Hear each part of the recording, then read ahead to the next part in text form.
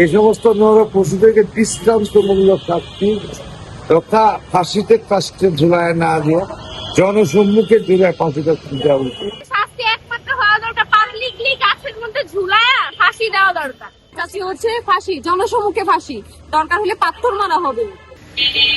মিরপুরের পল্লবীতে আলোচিত শিশু রামিসা হত্যাকাণ্ডের চূড়ান্ত বিচারের রায় আগামীকাল। শুনবো জনতার কাছ থেকে, চরম শুনে আসা যায়।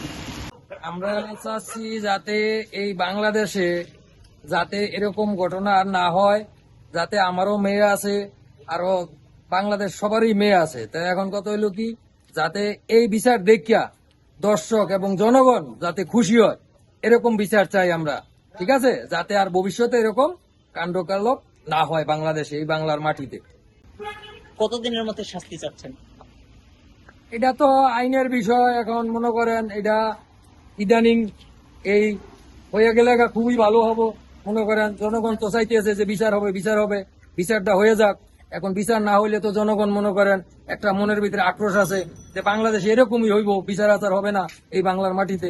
এখন বিচারের জন্য সবাই অপেক্ষায় আছে। রামিসার হত্যাকারী সোহেল রানার স্ত্রীর কি শাস্তি যাচ্ছেন? এ যে সাথে ছিল, এ কেন বললো না যে আমার স্বামী এই আকাম কুকাম করতেছে, আপনারা আসেন দেখেন। এর যে সাজা, এর যাবজ্জীবন সাজা হওয়ার দরকার, যাতে আরো যারা বাংলাদেশের মহিলা আছে দেখে শুনে বলে যে না আর যাবজ্জীবন সাজা হয়েছে, এই কাজের ভিতরে সাথে সাথে দেখায় দিতে হবে। কোনো কেউ আমার স্বামী করুক আর যে কোনো একটা বাই করুক, এই অপকর্ম যারা করব তাদের বিরুদ্ধে যাতে গিয়ে দৌড়ায় বলে জনগণে যে এই যে আকাম সাকাম হইতে আছে, আপনারা দেখেন আসেন। এই সমস্ত নর পশুদেরকে দৃষ্টান্তমূলক শাস্তি তথা ফাঁসিতে কাস্টে ঝুলায় না দিয়ে জনসম্মুখে ঝুলায় ফাঁসিতে দেওয়া উচিত, যাতে যারা দেখবে তারাও যাতে এই সমস্ত কর্মকাণ্ডগুলি না করে। এটাই আমাদের প্রত্যাশা।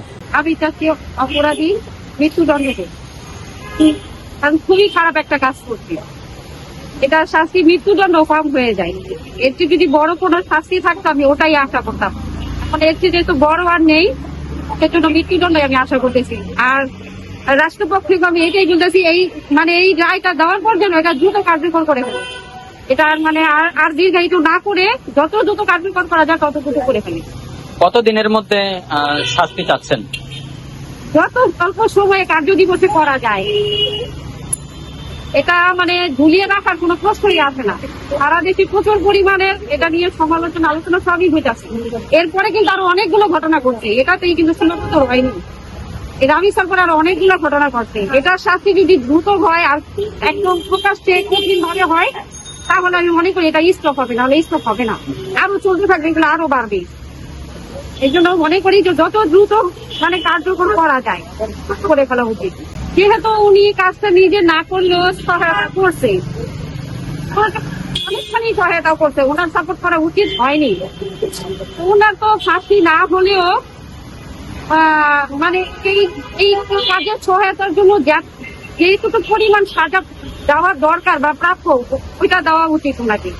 ছাড় না দিলে ভালো আমি মনে করি। ছাড় দিলে উনি বিষয়টা কি হয়ে যাবে, ছাড় না দেওয়াই ভালো। ওনার স্ত্রীকে যেটা দরকার যতটুকু সাজা দেওয়া উচিত। শাস্তি একমাত্র হওয়া দরকার পাবলিকলি গাছের মধ্যে ঝুলায়া ফাঁসি দেওয়া দরকার। এটা দিলে একদম বেটার হবে, একদম বেস্ট হবে। এটাই চাই ধর্ষণকারীদের জন্য, এটাই হওয়া দরকার। প্রত্যেকটা ধর্ষণকারীদের এটাই হওয়া দরকার। আজ পর্যন্ত যতগুলা ধর্ষণ হয়েছে, যতগুলা বাচ্চার ধর্ষণ হয়েছে, একটা ধর্ষণকারীরও কেউ কিছু করতে পারে নাই।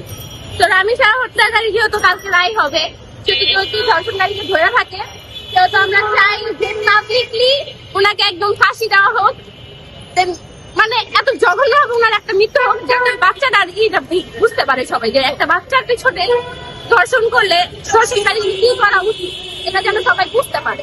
আর নেক্সট টাইমে যত ধর্ষণকারীরা এই সাহসটা না পায়, এটাই তো তাড়াতাড়ি হবে। এটাই তো আরো ভালো, কারণ শাস্তি আপনার সরকার তো ওইভাবে শাস্তি কোনো কিছুই দেয় না। ঠিক আছে, এটা যত লেট হবে তত তো দেখা যাবে কি আপনার টাকা পয়সা দিয়ে তাকে সবকিছু একটু মিটমাট করাই দিবে।